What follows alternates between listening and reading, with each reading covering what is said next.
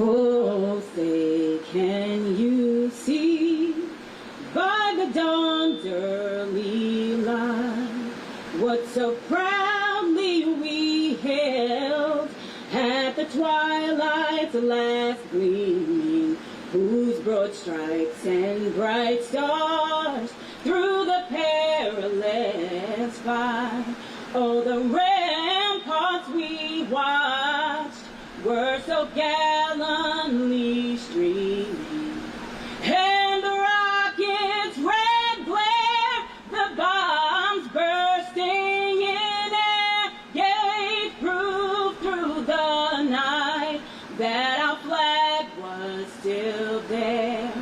Oh, say does that star-spangled banner yet wave? Oh, the land of the free and the home of the brave. Hooray!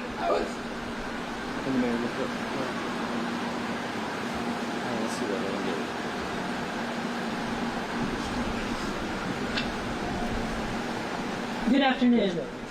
I'm Beth Hillman, President and CEO of the 9/11 Memorial and Museum. It's my honor to welcome you here to mark the passage of 32 years since the first attack on the World Trade Center in 1993. We gather to pay tribute to the innocent people killed and the more than 1,000 people who were injured that day. The impact of that terrorist attack continues to shape our world, making it imperative that future generations have the chance to learn about it here at the 9/11 Memorial and Museum, which is supported by generous donors, members, and more than 25 million people who have visited the museum. It is our steadfast mission and a great privilege to preserve the history of this tragic event, to honor those individuals who died, to stand in shared grief with you, their family and friends, and share with the world their stories, the courage of first responders, and the resilience of those who survived. Telling their stories helps us better understand the many consequences of terrorism and appreciate the triumph of human dignity. Our commitment to remembrance and paying tribute to those we lost endures. I would like to acknowledge and welcome Mayor Eric Adams, representatives from Assemblymember Charles Paul's office, State Senator Kavanaugh's office, and Congressman Dan Goldman's office, as well as all the distinguished guests in attendance today. Thank you for gathering with us here at the North Tower Memorial Pool. I'd also like to extend my gratitude to our dedicated partners at the Port Authority Police Department, the New York Police Department, and the New York City Fire Department. FDNY Commissioner Robert Tucker, First Deputy Commissioner Mark Guerra, and Chief of Department John Esposito. I'm glad you're with us, and I appreciate your profound understanding of the solemnity of this day. I'd also like to welcome Kevin O'Toole, Chairman of the Port Authority of New York and New Jersey, and Rick Cotton, its Executive Director. The Port Authority and its staff have been committed leaders at this site, and their dedication to remembrance is modeled every year. And there's no better example of that than our speaker today, Mr. Charles Makish. On February 26, 1993, Charlie was director of the World Trade Center Department at the Port Authority. Following the bombing, he was the senior executive in charge of recovery and reconstruction at the site. We're honored to have him with us again for this day of commemoration.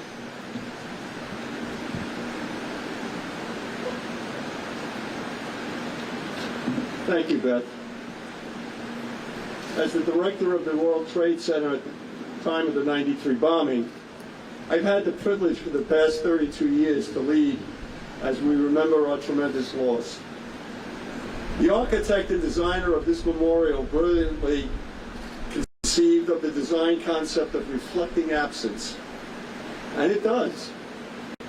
The pools were formed around the original footprints of the two towers, which rose 1,360 feet in the air. Now the abyss created by their absence speaks loudly of what was torn from us. So what was here just prior to 9/11 and in 93 that is now absent. Mayor, in short, it was a city within a city. Within the city were 7 buildings, including the Twin Towers, 2 low-rise plaza buildings housing the 5 commodities exchanges, over 10 million square feet of commercial space, more than in 1993 at least the city of Cleveland. The Customs House was here. There was an 825-room international hotel. There were 5 sublevels with an underground garage for 2,000 cars, plus a 350,000-foot shopping mall, then the largest in Manhattan. There was a 4-acre plaza that could hold 5,000 spectators for summer concerts and other public events. A communication center that housing the TV broadcast antenna mast, and the major network operations center just below that. A microwave antenna farm on the roof of the North Tower, and a transportation center serviced by 7 subway lines, 2 path lines, and a ferry service. 100,000 commuters a day would traverse the Trade Center concourse during the morning and evening peak rush hours. The major airline counters those days, before internet, had their ticketing counters in the north lobby of the World Trade Center. It was, of course, a tourist destination with the observation deck on the South Tower and 3 million visitors a year, and the globally renowned Windows on the World restaurant atop the North Tower. It was a financial center with major banks, financial institutions, and it was adorned by major pieces of art from all over the world. It was a concentration of so many international activities. It was an international icon to a free, open, and democratic symbol of Western capitalism. Today, the memorial pays tribute to this absence, to what is no more, and most importantly, to those who perished because of its destruction. The museum also serves to acknowledge these lives lost, as well as to educate current and future generations as to why the World Trade Center was attacked, by whom, and their motivation. It inspires us to honor the sacrifice of those lost in 1993, while reminding us that we never can be complacent and always vigilant. I encourage all to visit the museum and support its mission. Thank you for joining us this important Remembrance Day. To lead the reading of the names, I'm honored to introduce members of the families of those lost in 93. Sabrina Knapp and Stephen Roselli. Would you join us here, please? I'm going. Please, I'm going. All time. Woo. John D. Giovanni, Robert Kirkpatrick, and our grandfather, Stephen A. Knapp. William Macco, Wilfredo Mercado, and Monica Rodriguez Smith, and her unborn child, baby Eddie.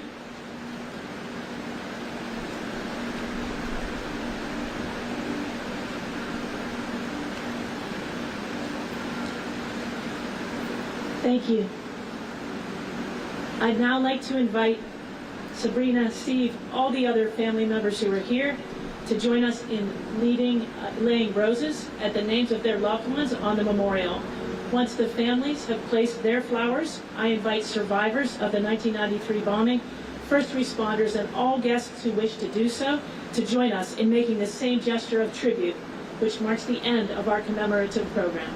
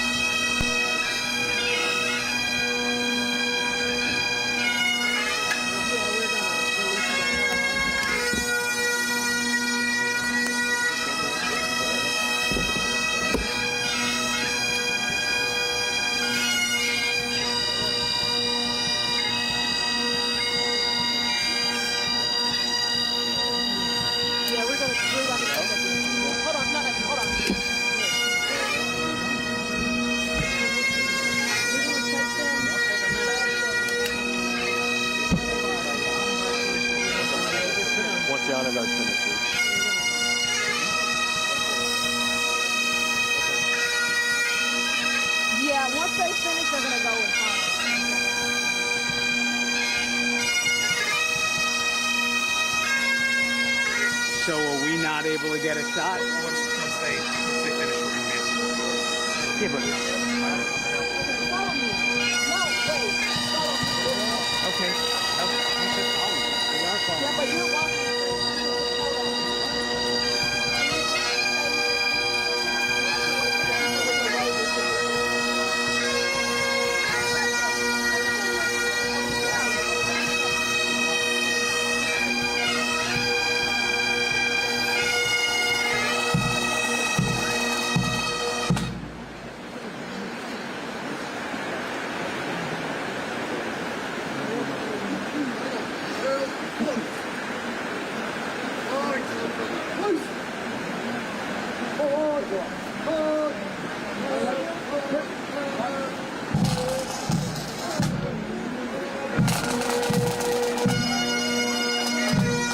Please stay to the left. Please stay to the left.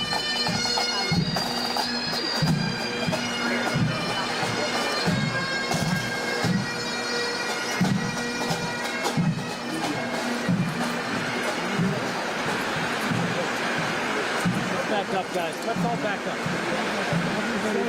Stay this far back.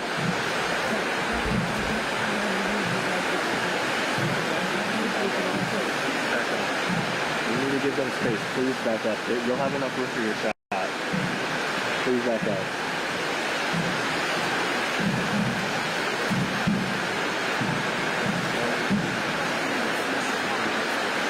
Guys, back up, please. Back up a little. You got it?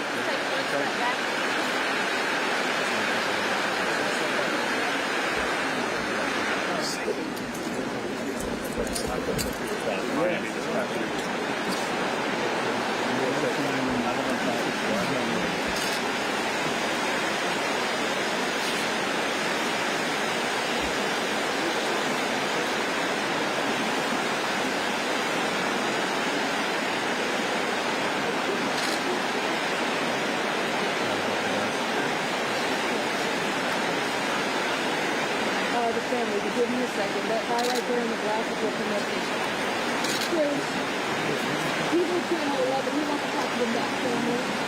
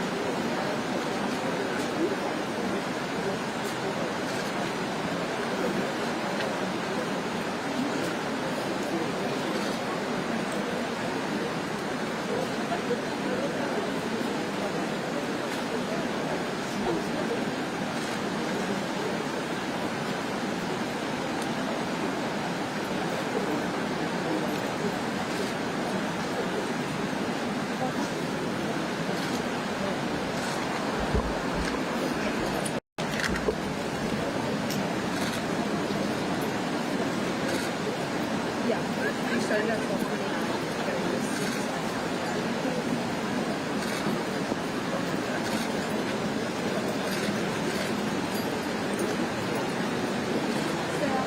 Can you go back to the press page? Okay, yeah. The press page.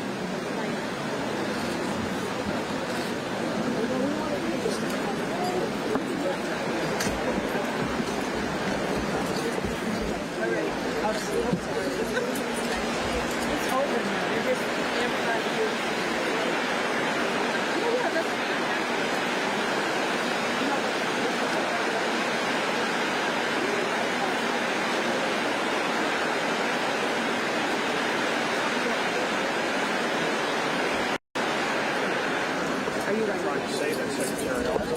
96% of the time, this is fire. Sitting around, he was the sitting Secretary of Defense. He had every right to use power. Plea bargains are deals. It's always been a remembrance. Lexi lives on with my mother, my uncle Stephen every day. Remember my grandfather. I never met him. I was too young. He was But my grandfather, but his son. we always came here to remember him. I always came here. Uncle? You know, I know my mom. my dad would used to tell me stories of how what they used to do when they were kids. He loved fishing. Take my dad to the horse races when they were kids.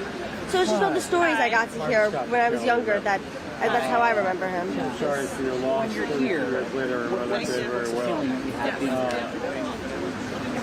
Sadness, you know, I never got to meet him, and all I heard was the stories. So he was taken away from us so early in life that I just never got to meet him, and it's just a sad day.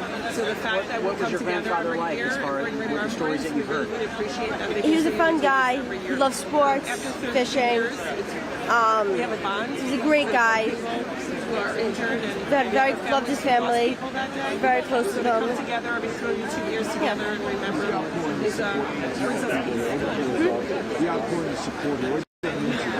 It's nice to see the people support this cause. You know, this shouldn't have never happened. It was an attack, and it's nice to see people come out and support the families that lost their family members when we were so early.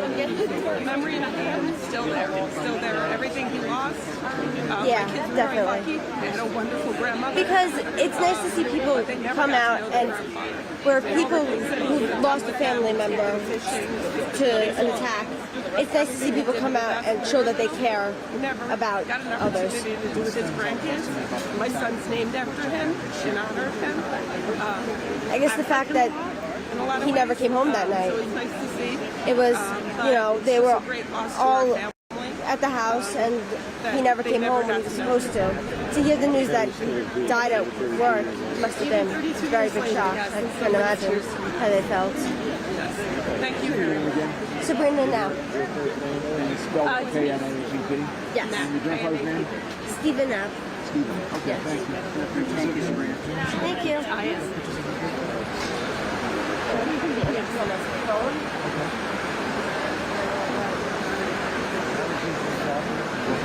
He was the chief maintenance supervisor. He used to bring us here and bring us up. Ready? Yep. Okay. Just say your name on camera for us. Andrew Colabella. Who's by your last name? Colabella. And the relative? Relative is my cousin John DiGiovanni. Went by the name Johnny Boy. That was his nickname. Did you know him? Did you ever meet him? I was 4.5 years old when he passed away. I remember him briefly when I was around 3.5. It was a big impact on my father's life. My dad didn't have any siblings growing up. They lived 2 blocks from each other in Valley Stream. Grew up together and were friends up until the very day that he was tragically taken. What have you learned? What did you learn about him? The stories and anything? Like, what kind of person was he? He was a big fan of the 1950s, which crafted him into becoming very motivated in automotive restoration and older vehicles, which is kind of funny because that's what I do in my hobby. And he was the kind of guy that tinkered with everything. He loved his cars, loved his family, he loved to travel. And just at the time when he had gotten hired at Cure Chemicals, his life was finally coming together with personal struggles, and he was finally on his feet, and he was making big successes in his life when this happened. So you think you were kind of inspired by him in terms of that car automotive thing? I didn't know. Indirectly? I didn't honestly.